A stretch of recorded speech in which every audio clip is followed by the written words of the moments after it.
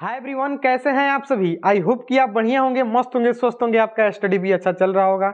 दोस्तों, अगर आप भी क्लास 12 के छात्र हैं तो यह वीडियो आपके लिए आवश्यक है, क्योंकि इस वीडियो में हम केमिस्ट्री के 5 ऐसे गेस क्वेश्चन बताएंगे जो परीक्षा में बार बार पूछा जाता है और इस बार भी पूछे जाने की संभावना है। देखिए, अगर आप क्लास 12 के छात्र हैं तो देखिए आखिरी के 2 महीने बचे हैं, दिसंबर और जनवरी। दिसंबर अब चल भी दिया है, इन दिसंबर की शुरुआत हो गई है और 2 दिन बीत भी गए हैं और जनवरी बचा है। देखिए, अब आपके पास लगभग 45 से 50 दिनों का टाइम है, मतलब टाइम कहें तो आप इसमें तैयारी कैसे कर रहे हैं आप पे डिपेंड कर रहा है कि तैयारी आप कैसे कर रहे हैं। अगर आप खुद की तैयारी से मतलब संतुष्ट नहीं हो पा रहे हैं तो समझिए कि रिजल्ट आपका अच्छा नहीं होगा। तो आप अपने आप को मतलब तैयारी से आप अपने तैयारी से खुद खुश रहिएगा, तभी जाके आप समझिए कि रिजल्ट अच्छा हो पाएगा। तो देखिए, आज क्वेश्चन हम 5 ऐसे क्वेश्चनों को बताएंगे जो परीक्षा में बार बार पूछे जाते हैं। अगर ये सब क्वेश्चन 2-2 नंबर के होने वाले हैं, क्योंकि परीक्षा में ऐसे क्वेश्चन हर बार 2-2 नंबर के पूछे जाते हैं। देखिए, सबसे पहला क्वेश्चन, मानक इलेक्ट्रोड विभव को परिभाषित करिए। आपने पढ़ा होगा केमिस्ट्री का क्वेश्चन, मानक इलेक्ट्रोड विभव।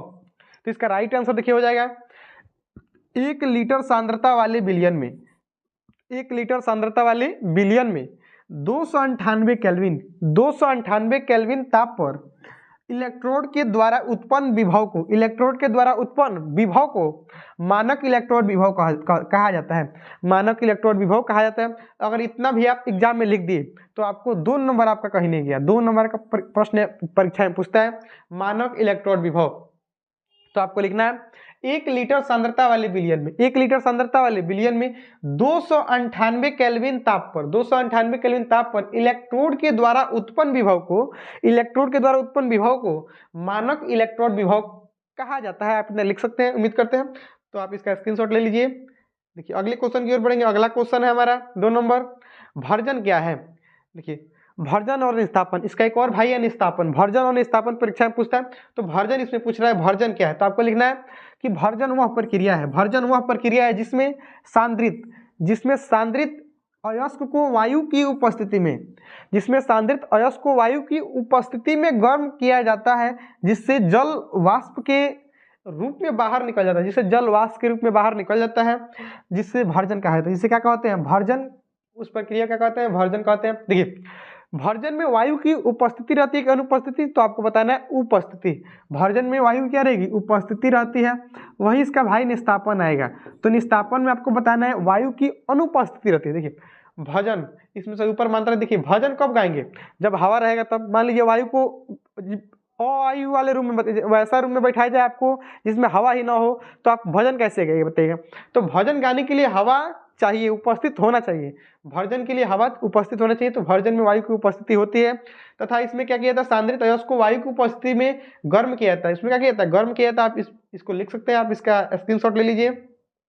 देखिए, अगले क्वेश्चन की ओर बढ़ेंगे। 3 नंबर क्वेश्चन है हमारा, लोहा के 2 प्रमुख अयस्कों के नाम बताइए। देखिए, लोहा के 2 प्रमुख अयस्क का नाम पूछ रहा है, तो इसका हो जाएगा मैग्नेटाइट, जिसका सूत्र Fe3O4 होता है, हेमाटाइट जिसका Fe2O3 होता है।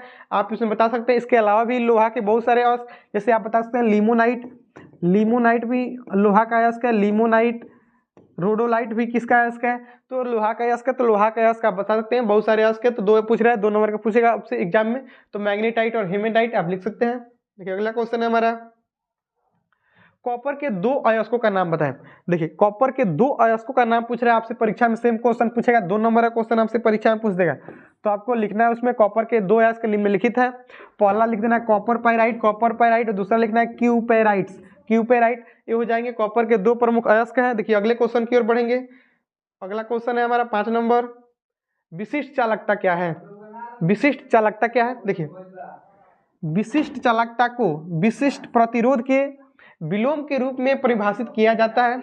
इसका SI मात्रक ओम इनवर्स सेंटीमीटर इनवर्स होता है। आप इसको लिख सकते हैं। तो विशिष्ट चालकता किसे कहेंगे, तो विशिष्ट चालकता को विशिष्ट प्रतिरोध के विलोम के रूप में परिभाषित किया जाता है। इसका SI मात्रक ओम -1 यानी ओम की पावर -1 और सेंटीमीटर -1 होता है। आप इतना लिख सकते हैं। तो आपको एग्जाम में आपका 2 नंबर कहीं नहीं गया है। तो उम्मीद करते हैं 5 क्वेश्चन आपको पता होगा पहले से, तो आपके लिए बल्ले बल्ले है। अगर नहीं पता है तो आप इस क्वेश्चन को याद कर लीजिएगा। तो आज के लिए इतना ही, फिर मिलेंगे किसी नेक्स्ट वीडियो में नए टॉपिक के साथ। तब तक के लिए बाय।